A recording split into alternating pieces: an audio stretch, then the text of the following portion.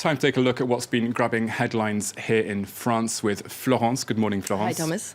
Lots of focus today on that industrial action yesterday. That's right, and those major protests that took place across the country. It's really the leading story across the country. I'm going to take you through some local newspapers. Let's start, first of all, with Charente Libre. That's a southwestern paper today. You can see they're talking about how demonstrators are determined against this labor law reform, this very controversial labor law reform that the government is trying to push through. There were more protesters on the streets yesterday than the previous demonstration, which took place on March 9th. For instance, this paper says that 5,000 people took to the streets in that region, in the Charente region, and they're ready to march again on April 5th and 9th. Let's take a look also at La Voix du Nord. That's the paper that comes out in Lille, so in northern France. And you can see they're also focusing on how more and more people are taking to the streets. Mobilization is growing. People are angry over this reform. And the communist paper L'Humanité is clearly thrilled about the huge turnout yesterday. That's right, and they got a little carried away with their calculator today. According to L'Humanité, 1.2 million people took to the streets, twice as many as during the previous rally on March 9th. Now, these are the figures that are being put forward by organizers of the protest yesterday. And you can see L'Humanité quoting this on their front page, le poids du million, the weight of a million or over a million protesters. But Libération tones those figures down a little bit today and actually quotes official figures, so police figures, if you will, which are closer to 400,000 people, so quite a bit lower there. But it's still twice as much as the official figures from March 9th. And Libération today predicts that this protest movement is going to keep on keeping on it. And you can see here this quote from one of those protesters: "We're in this for the long haul. It's going to last as long as it takes."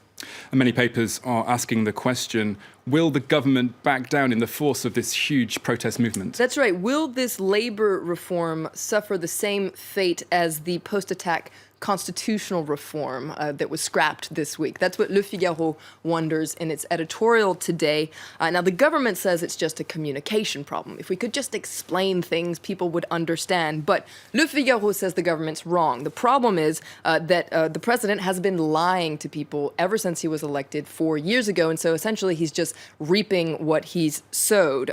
In fact, Le Figaro wonders how in the world could the president believe that these voters who brought him to power because of his promises that he was going to put in place left-wing policies, how could he believe that these same voters would turn their back on their own values and accept his right-wing policies? So Le Figaro doesn't understand what is going on in the president's head.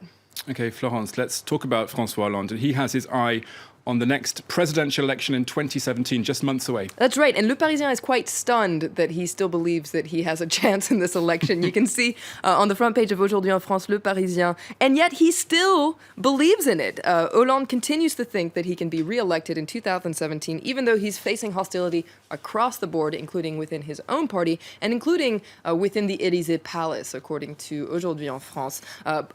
According to Le Parisien Aujourd'hui en France, Hollande is essentially alone against the world, and he's continuing to believe in his lucky star. He's holding on to hope. It's kind of like he's falling out of a tree and holding on to branches, hoping they're going to cushion his fall. So what are these branches that he's holding on to? Well, he's hoping that if growth picks up, if exports grow, if foreign investment increases, if unemployment goes down, if all these things happen, perhaps he has a chance. Okay, let's move on to something a little bit more light now for football fans. The 2016 Euro Football Cup kicks off here in Paris on June the 10th with the first match featuring host team France against Romania. That's right. Le Parisien is very excited about the upcoming Euro Cup. And it has a whole article here, as you can see, about the ticket that came out. It got an exclusive first look at the ticket, and you can see this very excited headline here. Here's the ticket for the Euro Cup, and you can see this very useful graphic here explaining just what is on this ticket. You have, for instance, a barcode on the left there. You also have a hologram. You also have a laser imprint, which is 2 stars. Essentially, all these things to make it very hard to falsify these tickets. Fraudsters be warned, according to Le Parisien. You cannot forge this ticket. It's harder to forge than a banknote. Something for me now, and for other comic book enthusiasts out there. An iconic comic book character is making a comeback. That's right. This is Lucky Luke, or Lucky Luke if you're a francophone. Outside of France and many francophone countries, it's not really well known, but it's a huge thing here in France. It's the story essentially about an American cowboy named Lucky Luke, the man who shoots faster than his shadow. It was actually created by a Belgian comic book artist called Maurice in 1946, so 70 years ago. And for his 70th anniversary, Lucky Luke is actually making a comeback, and a new comic artist is going to draw this new version of Lucky Luke. His name is Mathieu Bonhomme. You can see his version of Lucky Luke under the original one there.